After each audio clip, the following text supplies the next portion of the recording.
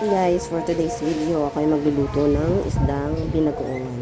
So, unang ginawa ko dyan ay kinuha ko sa ref yung aming isda kasi yan ay frozen. So, ibababad ko muna siya dyan. At syempre, habang binababad ko siya, aksutak-sutak namin at mamimitas ako ng saluyot na ipangahalo ko doon sa ating binagoongan.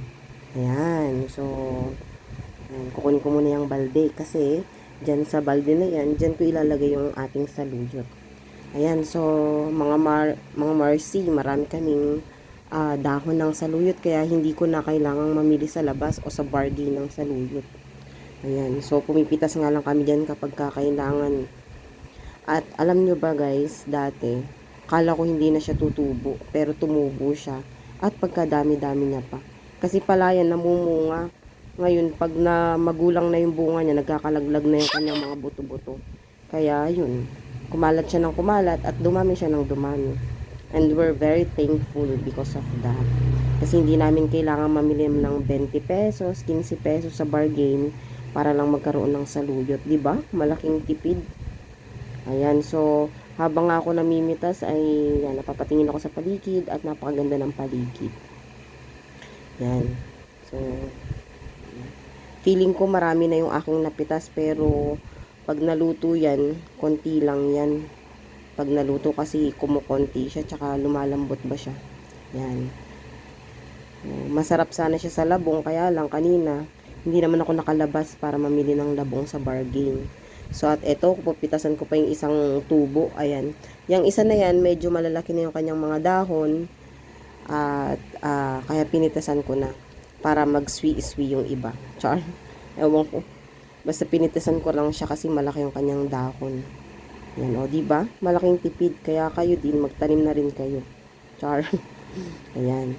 So, pagkatapos nga niyan, ay tinignan ko yung bulaklak ng, bulaklak yan ng pechay. Ayan. So, ang laki-laki niya na, no? May bulaklak na siya. At saka yung bulaklak ng talong. Yung mga talong namin may mga bunga na kaso maliliit pa. Ayan. So, yung pechay na yan na ayan, meron pa palang isang saluyot na tanim. At nakita ko yung mga kamatis na hinog na pero maliliit siya. Kaya hindi ko siya kinuha kasi medyo malayo. Ayan, so meron din kami mga pechay dyan. At yung pechay na yun, alam nyo ba guys, kapag pala siya, hindi nyo siya binunot kapag magulang na yan, magbubulaklak siya. Tapos yung kanyang mga seeds ay malalaglag-laglag lang siya. So pag nalaglag siya ay, yun, tutubo siya ng marami. So, at ayan nga, nakita nyo, nakamitas na rin ako ng kamatis. Kahit na hindi pa siya hinog, pinitas ko na. Pwede na yan. Tinatamad na kasi ako lumabas para mamili eh. Ayan, so, pinitas ko pa rin yan. Wala, hindi ko na siya pinatawad. Ayan.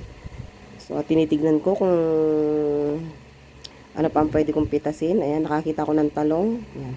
Pitas ko, wala kasi akong dalang gunting, kaya ganyan ko na lang siya pinitas. Pinaikot-ikot ko na lang siya. Yan. So, ihahalo din natin yan sa ating binagoongang isda. Ayan. So, medyo maliliit pa siya, pero pwede na yan. Manamis-namis na yan. Ayan. So, ayan pa. So, at nakita ko, may bunga rin pala yung aming sili ng pailan-ilan. Ang ginawa ko, pinitas ko na rin. Kasi pag hindi ko siya pinitas, magugulang lang siya. Ayan. So, pwede na rin sa pangsigang-sigang. So, hindi ko na kailangan lumabas. So, at ayan na nga, pababa na ako. Kaso, natanawan ko, yung isang talungan namin doon, tsaka silihan, may mga bunga. So, nagpunta ako, kaya inisip ko. Ayan. So, inisip ko, medyo nangangati na ako, kaya magilik kasi guys ha, hindi sa maarte. Magilik kasi, kaya hindi ko na siya pinitas. So, pumunta ulit ako sa isa pa naming taniman, tinignan ko kung anong meron doon, at walang bunga ang sili. Nakakita ko ng talong, at nakakita ulit ako ng saluyot. Ayan, dalawang paso pa pala yung may tanim namin ng salit. Isa yan. Ayun pa, may mga malilit na tubo at saka yan pa. So, ang ginawa ko, namitas pa ako. Kasi feeling ko kaunti lang yung aking napitas. Kaya, ayan. So, marami na siyang mga dahon-dahon. Mas masarap yung ganyan na medyo sariwa. Ayan, kunti lang yung pinatas ko. Kaya, ayan, bababa na ako sa baba namin. So, habang dala-dala ko yung balde na yan ay ganyan talaga yung pinaglalagyan ko pag namimitas ako. Kasi maraming ganyan dun sa taas namin. Ginagamit kapag nagbubuhos. O, ayan. Yung 0.5 ko pa yung camera ko. So, inilagay ko sa lamesa at binuksan ko ang ilaw, inilagay ko sa lababo. Pagkatapos ko mamitas, ayan, ibababad ko muna siya sa tubig at huhugasan ko na muna siya. Bababad ko na muna siya, lalamas-lamasin ng kaya kaunti. Ayan, para matanggal yung kanyang mga buya-buhangin or mga gilik-gilik dyan. Ayan, so ibababad ko muna siya.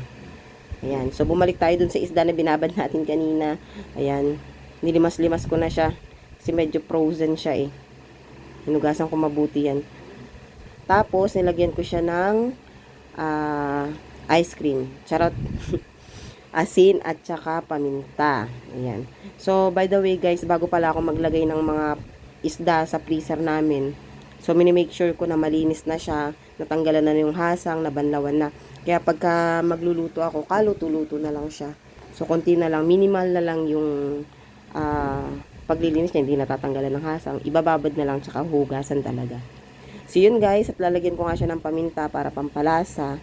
Ayan, lagi ko yung ginagawa sa isda, kahit sa isda. Asin at saka paminta yung aking nilalagay. Tapos lalamas-lamasin para siya ay lumasa. So, pagkatapos nga yan, ire-ready na natin yung ating pan at ang ating apoy at ang ating mantika. Ayan. So, pag mainit na yung pan, ilagay na yung mantika. At lagi natin ginagawa to sa araw-araw tayo nagpiprito. Pag mainit na yung mantika, so saka natin ilagay yung ating isda.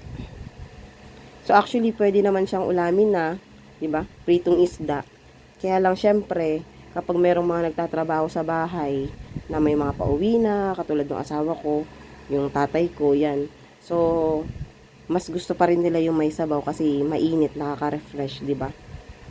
Yung iba kong mga kapatid, mas gusto nila perito kasi hindi sila gaano kumakain ng gulay. So, ayan. So, pagka naluto na yung isang side, so, balik rin natin. Very basic. Ayan. So, at pag naluto na yan, hanguin natin and repeat the process until matapos natin yung pagpiprito natin ng isda. Ayan. So, yan. Repeat the process. Ayan. So, kung nakikita ninyo. Actually, yung isda na yan, sariwa ko yan binili. Kaya maganda siya. Hindi siya durug-durug. Ganun. Ayan. So, prito-prito lang, guys. Dinamihan ko pala yung mantika kasi para mabilis siyang maluto. Ayan. So, ayan guys, at tapos ko na nga iprito ang ating mga isda. Ito na yung aking piniritong isda. Ayan, i-prepare ko na rin yung ating saluyot at yung mga kamatis, sibuyas, luya, tsaka yung talong na nakuha ko sa taas. So, mag-start na tayo mag-binutuin. So, ito bago ang ating gagamitin. Ayan pa po. So, nagpalit lang tayo ng pan. At tayo nang walang tayo ng mantika galing doon sa pinipirituan natin kanina. Ayan, so ready na. Pag mainit na nga yung mantika, ay ilagay na natin yung ating mga aromatic. So, nilagay ko na dyan ng sibuyas, nilagay ko na rin yung luya, at saka sinabay ko na rin yung kamatis na hinarvest natin doon sa pinilit nating i-harvest doon sa itaas. Ayan, so halo-haluin lang natin guys. Kasi kailangang maiga yung ating kamatis dyan para lumasa. So, pagkatapos ko inilagay ang lahat, itinakpan ko muna at ilang sandali lang, ayan, binuksan ko. Ayan. So, iga-igain natin, piga-pigain natin yung ating mga kamatis para siya ay lumasa. Ayan. So, mabilis lang to guys sa pagbinagoongan. Ano? So, ayan. So, igang-iga na talaga siya. Ayan. So, pagkatapos nga nyan, lagyan na natin siya ng water. Isang tumbler yung nilagay ko dyan. At pagkatapos ay ilagay na rin natin ang ating talongers. So, tatakpan lamang natin yan at papakuluin. So, sabi ko nga sa inyo, mabilis lang yung binagoongan. Ang nagpatagal lang talaga dyan ay yung pagpiprito. So, ayan na nga guys, kumukulo na siya at ilalagay na natin ang ating bagoong. Yung bagoong natin, tansyahan lang yan. Depende sa inyong mga panlasa. At pagkatapos ay ilalagay na natin ang ating mga piritong isda. Ayan. So, sabi ko nga sa inyo, tansyahan lamang yung bagoong. So, depende yan sa inyong mga panlasa. Kung natatabangan kayo, dagdagan nyo. Kung sakto naman yung lasa ninyo, edi okay na. Ano? So, yan. So, maraming ating isda, tsaka lalagyan ko pa kasi siya ng saluyot. Kaya ang ginawa ko, dinagdagan ko pa siya. So, ayan. So, tinakpan ko lamang siya at hinintay kong kumulo. Ayan. Iniga-iga ko nga lang din at pagkatapos ay tikman nyo. Ayan, tikman nyo yung lasa.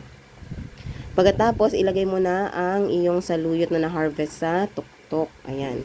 So, idin-din mo lang siya ng kaunti. Dahan-dahanin at baka madurog ang ating mga isda. Ayan. Takpan. Tapos nga, siya ay kumulo na. Ayan, hinangon ko na siya sa apoy. So, yung ating saluyot, i-brine nyo lang siya. Huwag nyo siyang i-overcook. Ano?